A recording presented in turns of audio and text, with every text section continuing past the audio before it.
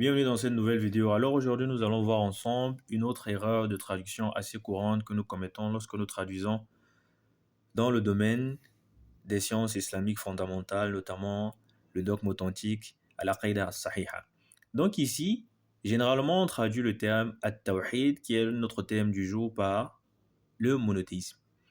Mais est-ce que at-tawhid se limite, ou alors le sens véhiculé par le terme at-tawhid se limite-t-il uniquement au monothéisme? Déjà, c'est quoi le monothéisme? Nous allons voir ensemble, notamment en français et en anglais, les différentes significations du monothéisme dans ces deux langues-là.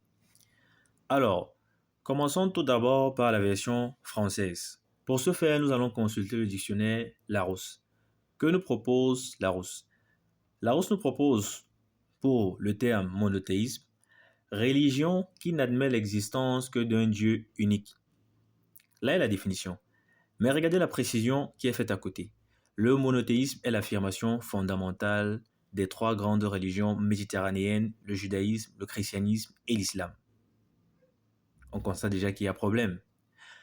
Continuons également avec Oxford University pour la version anglaise. Que nous dit Oxford? Oxford nous dit Monotheism, the belief that there is only one God. Vous voyez que là, la version anglaise rejoint assez bien la version française.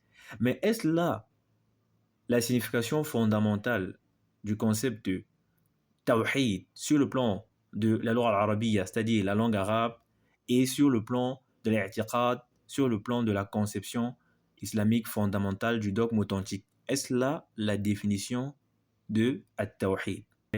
Consultons maintenant le dictionnaire Qamus al-Ma'ani, notamment la version monolingue, pour avoir l'étymologie du terme at-tawhid dans la langue arabe. Lorsque nous entrons le terme at-tawhid dans le dictionnaire Qamus al-Ma'ani, la remarque que nous faisons est que le dictionnaire nous propose d'emblée une définition ou alors une explication du terme at-tawhid qui est déjà orientée. Que nous dit le dictionnaire? الإقرار بوحدانية الله تعالى في ذاته وصفاته وأفعاله. À la différence des deux précédentes définitions que nous avons vues, notamment dans le dictionnaire Larousse pour le français et dans Oxford University Dictionary pour la version anglaise. Ici, le dictionnaire arabe a déjà une orientation qui précise ici que le tawhid, c'est dans le sens islamique. Pourtant, il ne s'agit là que de la définition étymologique. Donc ici, le terme tawhid ne saurait être dissocié du contexte islamique. On a notamment l'origine du mot qui est tiré de l'étymon wahada, qui est un verbe qui signifie unifier ou alors singulariser. Donc nous avons wahada yuwahidu tawhidan, tawhidan qui est le masdar. Comme exemple, le dictionnaire nous propose al-islamu dinu tawhid.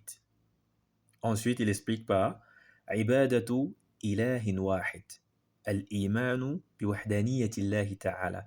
Donc ici, le dictionnaire ne se dissocie pas du contexte islamique, même dans le sens étymologique du mot at-tawhid. Donc ici, d'aucuns pourraient se poser la question de savoir pourquoi est-ce qu'un seul mot, at-tawhid, est défini ou alors a pour sens plusieurs concepts qui sont liés à l'unité d'Allah subhanahu wa ta'ala. Alors, cela s'explique assez facilement lorsqu'on sait qu'en arabe, on a ce qu'on appelle al-ghalaba, une prédominance sémantique de certains éléments lexicaux. C'est-à-dire, du fait de l'usage récurrent de ces termes-là pour faire référence à des réalités assez particulières, lorsque ces termes sont évoqués de manière éludée ou alors, c'est-à-dire en éludant une partie de ces termes, ils font toujours référence à cette réalité-là. Surtout qu'il s'agit ici du domaine des sciences islamiques du dogme authentique. Donc ici, lorsqu'on dit at-tawhid, cela fait toujours référence à tawhidullah. Comme on l'a vu, Tawhidullah fi rububiyyatihi wa uluhiyyatihi wa asma'ihi wa sifatihi. Donc ici, cela fait toujours référence à ce qu'on appelle l'unicité d'Allah subhanahu wa ta'ala dans sa seigneurie, dans son adoration et dans ses noms et attributs, à moins qu'il n'y ait des indices spatiaux, temporels, contextuels, qui viennent ici préciser qu'il s'agit principalement d'un type précis de tawhid, que ce soit le tawhid de la seigneurie, du tawhid des noms et attributs, ou alors le tawhid de l'adoration. Mais s'il n'y a aucun indice contextuel qui nous montre qu'il y a précision, l'utilisation de manière générale, globale de ce terme at-tawhid renvoie aux différents types de tawhid. Définit le tawhid comme étant l'affirmation d'une seule et unique divinité. Elle a une conception philosophique et soufie, comme nous le montre le dictionnaire. Le dictionnaire Qamus al-Ma'ani ici, sur le plan étymologique, nous dit que ça, c'est la conception philosophique et soufie du terme at-tawhid.